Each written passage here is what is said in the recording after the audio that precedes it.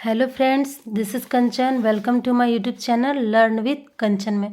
तो चलिए फ्रेंड्स, आज हम ऐतिहासिक काल के बारे में पढ़ेंगे। पिछले वीडियो में हम लोग प्राग इतिहास काल, आदि इतिहास काल के बारे में पढ़ चुके हैं। अगर आप लोगों ने वो वीडियो नहीं देखा है तो प्लीज़ जाइए और उसे देखिए।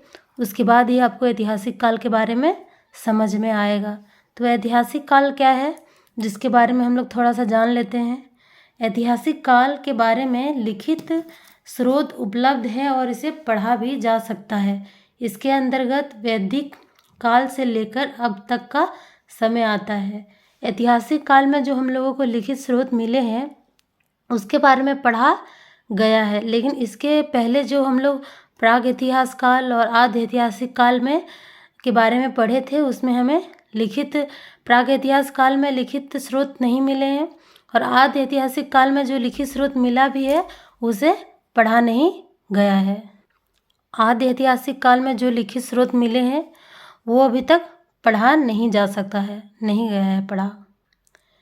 ऐतिहासिक काल की जानकारी हमें निम्नलिखित स्रोतों द्वारा पता चलता है, जिसमें पहला है पुरातात्विक स्रोत, दूसरा है विदेशी यात्रा विवरण और तीसरा है साहित्य। तो पुरातात्विक स्रोत में सिक्का और अभिलेख आता है। आज के वीडियो में हम लोग सिक्का और अभिलेख के बारे में पढ़ेंगे तथा नेक्स्ट वीडियो में हम लोग विदेशी यात्रा के विवरण के बारे में पढ़ेंगे। इसको भी अलग दो भागों में, साहित्यिक को भी अलग दो भागों में बांटा गया है, धार्मिक तथा गैर धार्मिक। धार्मिक को भी दो भागों में बांटा गया है, ब्राह्मण और गैर ब्राह्मण।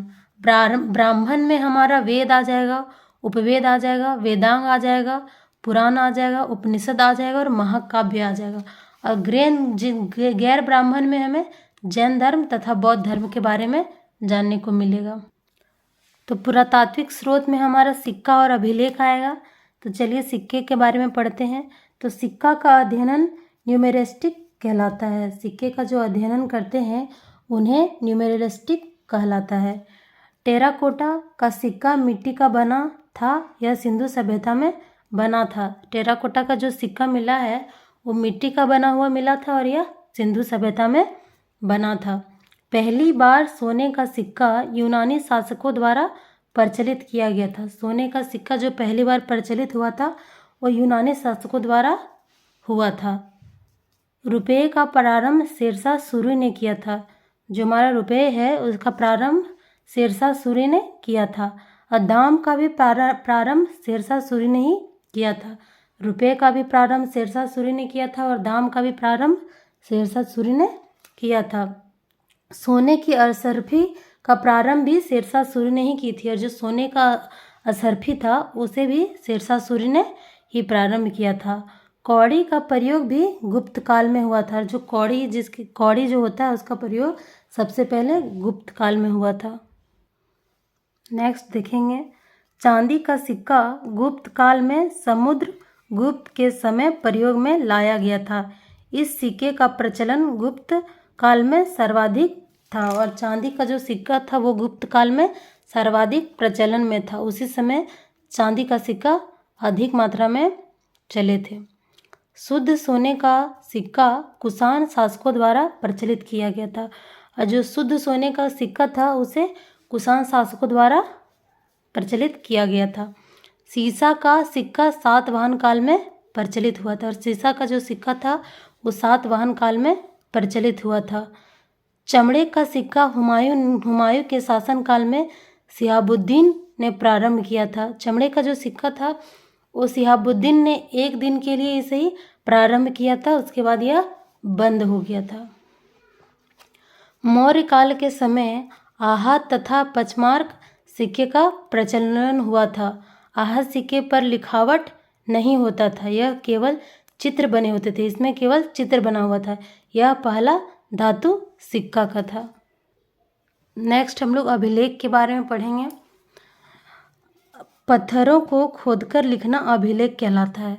जो पहले के समय में लोगों पत्थरों पर अपने कोई भी औजार से उस पर खोदकर उस पर चित्र या फिर उस समय जो लिपि में लिखी जाती थी उस लिपि में लिखा करते थे। तो पत्थरों को खोदकर लिखना अभिलेख पत्थरों को खोदकर लिखना अभिलेख कहलाता है। उस समय पत्थरों में जो खोदकर लिखा जाता था उसे हम अभिलेख कहते हैं। अभिलेखों का अध्ययन एपिग्राफी कहलाता है और जो लोग अभिलेखों का अध्ययन करते हैं उसे एपिग्राफी कहते हैं।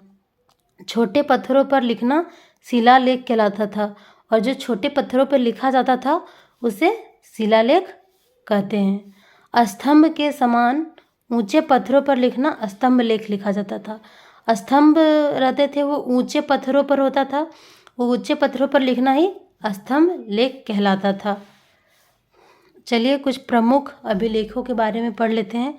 सबसे पहला है जूनागढ़ अभिलेख जो कि गुजरात में है। जूनागढ़ अभिलेख में रुद्रमान ने सुदर्शन झील की चर्चा की है। इस झील को चंद्रगुप्त मौर्य ने बनवाया था और जो सुदर्शन झील था उसे चंद्रगुप्त मौर्य ने बनवाया था और उसका अभिलेख रुद्रमान ने सुदर्शन झील की चर्चा जूनागढ़ अभिलेख में किया है। दूसरा देखेंगे हाथी गुफा अभिलेख जो कि उड़ीसा में है।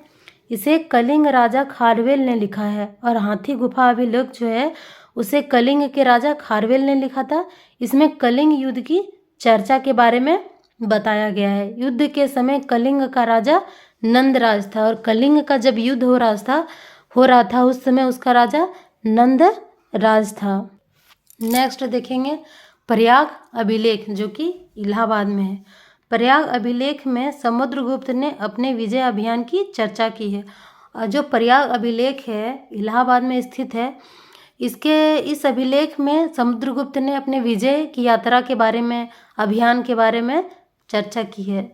नेक्स्ट है ऐहोर अभिलेख जो कि राजस्थान में है। पुलकेशिन दूत्य ने हर्षवर्धन पर विजय की चर्चा की है और इस अभिलेख में हर्षवर्धन ने पुलकेशिन दूत्य ने हर्षवर्धन पर विजय की चर्चा की है। नेक्स्ट देखेंगे स्तंभ लेख। यह स्तंभ के समान ऊंचे होते हैं। स्तंभ लेख जो होता है वो स्तंभ के समान ऊंचे होते हैं। आई होप ये वीडियो आपको अच्छी लगी होगी। अगर लगी है तो प्लीज़ लाइक करें, शेयर करें और मेरे चैनल को सब्सक्राइब करें। नेक्स्ट वीडियो में हम लोग विदेशी यात्रा के विवरण के बारे में पढ़ेंगे। Thank you.